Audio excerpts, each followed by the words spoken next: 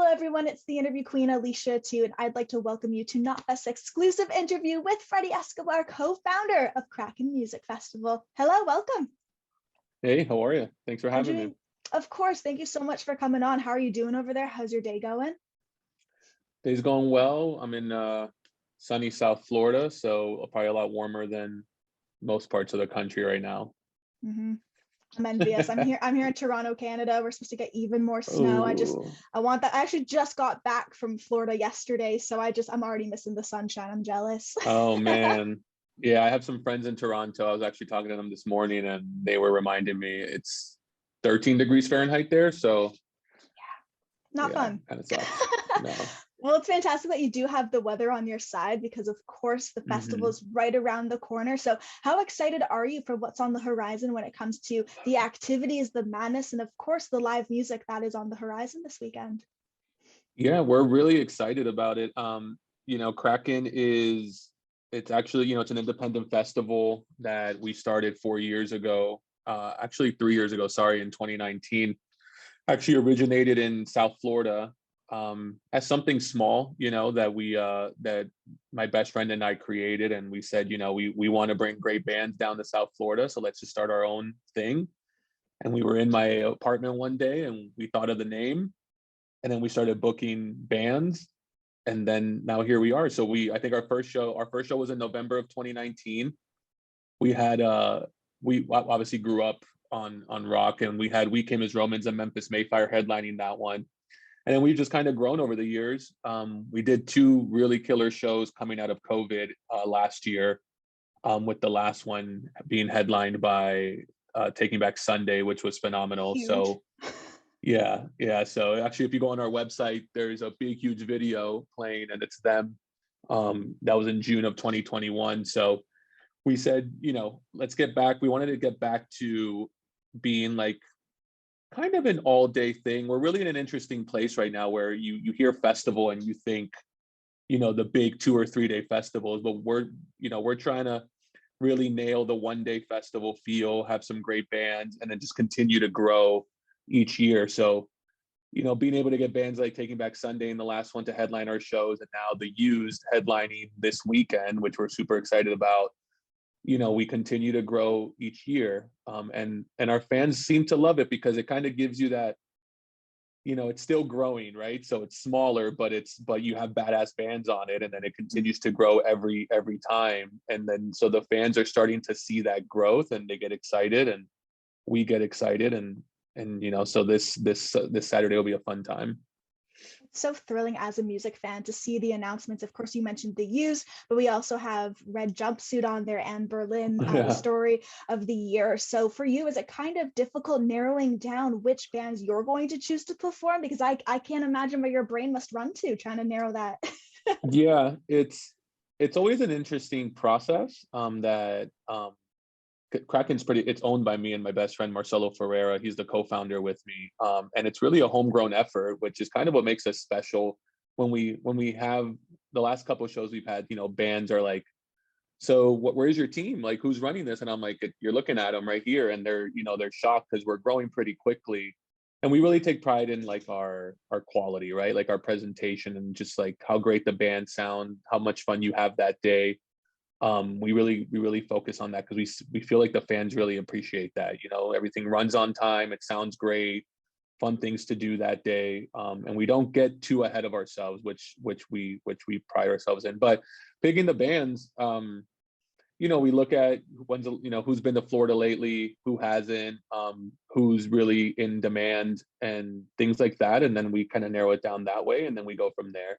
The Used actually were supposed to play in Orlando last year, but the show got canceled. So that's kind of how we started looking at them and speaking to their team, and now they're here. So we're excited.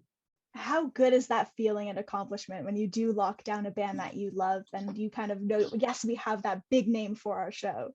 Yeah, well, honestly, Alicia, like here's the surreal part of all this, right? So I'm in my mid-30s, right? And when you talk about bands we've had on previous shows, like We Came as Romans, Memphis Mayfire, we had another show where We the Kings and Hawthorne Heights was at the top of that one. and now the Used. I mean, these are bands that I listened to in high school, right? So it's super surreal being able to now work with them, right? And have them there, and kind of you catch yourself, right? Like in previous shows, like I was talking to, Adam from Taking Back Sunday last time, and oops, sorry. It's all right. And I was getting a call there, and I was just like, holy shit, I would listen to these guys like nonstop in like freshman year. And the Used, actually, their self-titled album was probably one of my first introductions to rock. I remember walking into science class, and one of my friends at the time had his CD player that would skip if you shook it. And he goes, "You want to hear a fucking badass record?" And I was like, "Sure." And it was the Used. It was Box Full of Sharp Objects.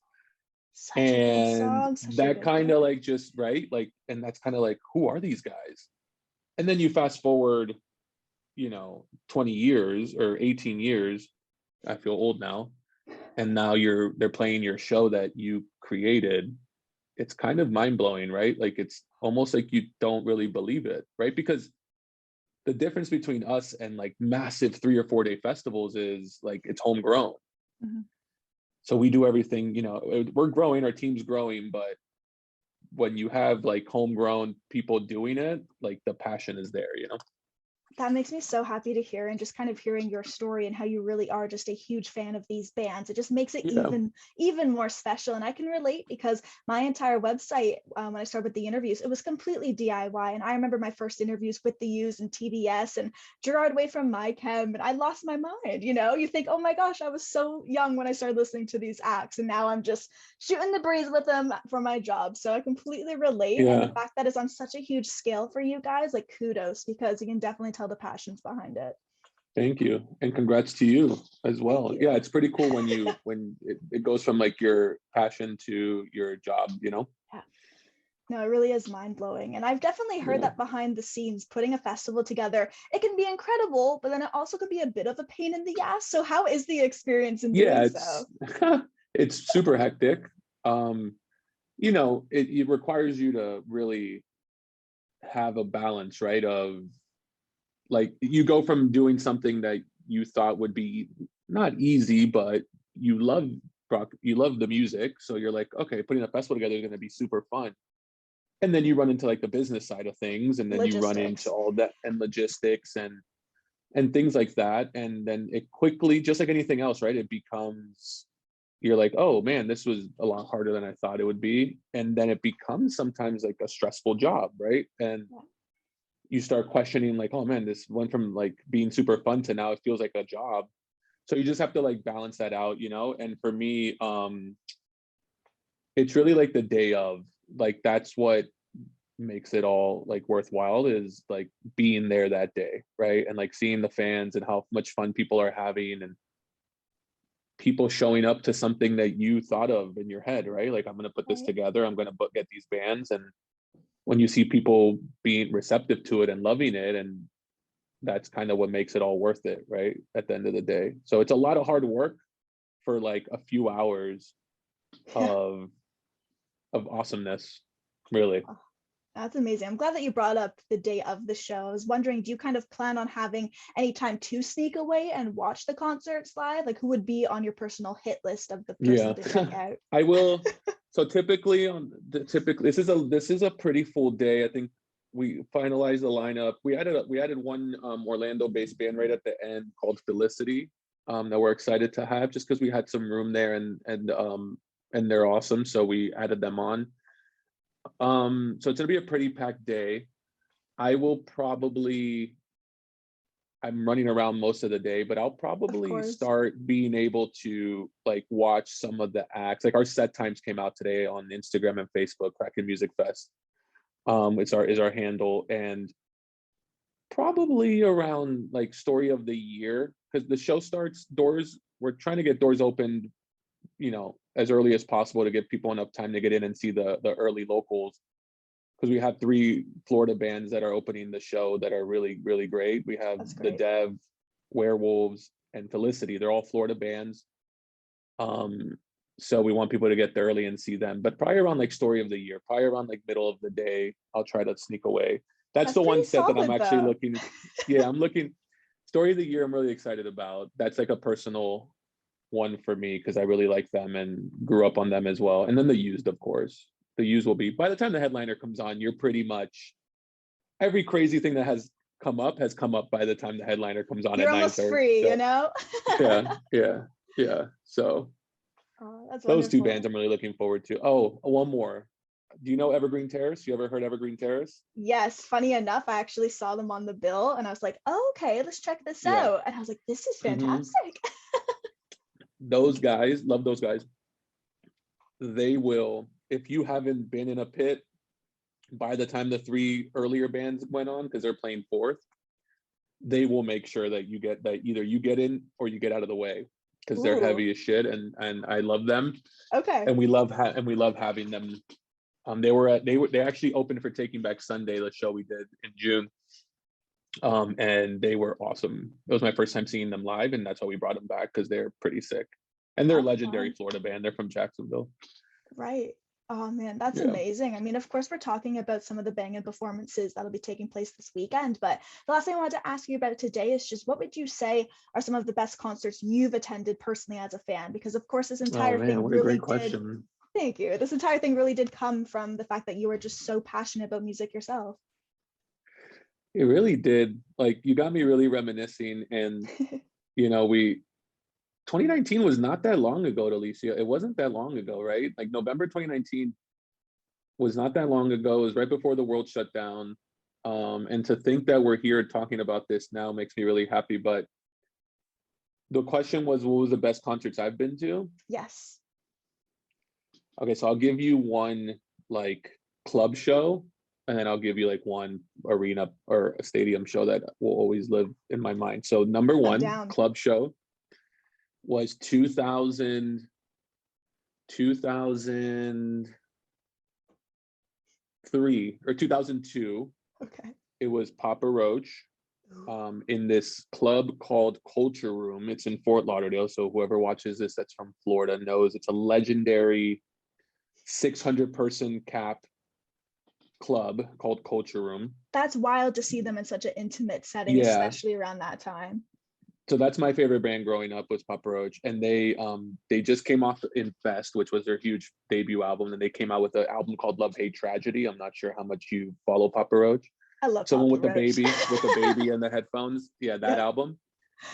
And 600 people was my first concert ever. Water was falling from the roof because there were so many people, and I was asked, because I'm a tall guy, so I was asked to help crowd surf for the first time ever. And the guy kicked me in the face. Like, I lifted him up and he kicked me in the face, and that was like my introduction to like, welcome to your first concert ever. Hey, So that clearly you were was, hooked. It didn't turn you yeah, off from it. absolutely. So that'll always be etched in my mind, my first concert. And actually, the co-founder of this, Marcelo, was with me. We've been friends since we were 12, That's and we went to that first show amazing. together. Yeah. And then bigger show, which changed his life, is the first Crew Fest, which was Motley Crue, Buck Cherry, Papa Roach, 6 a.m., and I forgot What a who else is on lineup. there. So we saw them, and that blew our minds because the lighting and production was out of this world. So those two probably stand out as the most memorable concerts we've been Those are to. some like seriously bitchin' choices. Like I would Yeah. love to see those now, you know? Those are so Yeah. good. How about you? Oh, for me, What's your okay. one So concert? I was very lucky. I got to see the Used and Taking Back Sunday when I was about 8 years old perform together. So that just, Wow. I always say that was my first real concert, you know, because I always feel like you go to ones when you're a kid or your parents might bring you to some, but that was like the one I was hyped to see. And then for me, I got to see Kiss in Finland, and I'm a huge Kiss fan. So that Wow. I lost it, you know, that was absolutely crazy for me. But again, a more intimate one and then a crazy, really, really big one. Both I'll never, Yeah. ever forget, you know? That's awesome. Yeah, That's well, awesome. I want to say thank you so much, Freddie, for just coming onto the show today and of course getting down in all things Kraken. It's been a pleasure. Awesome. No, thank you for having me. Appreciate it. Of course, and to everybody watching, be sure to check out Kraken Music Festival taking place this Saturday, February 19th in Orlando, and be sure to hit up notfest.com for plenty more exclusive interviews and features. Until next time, everyone.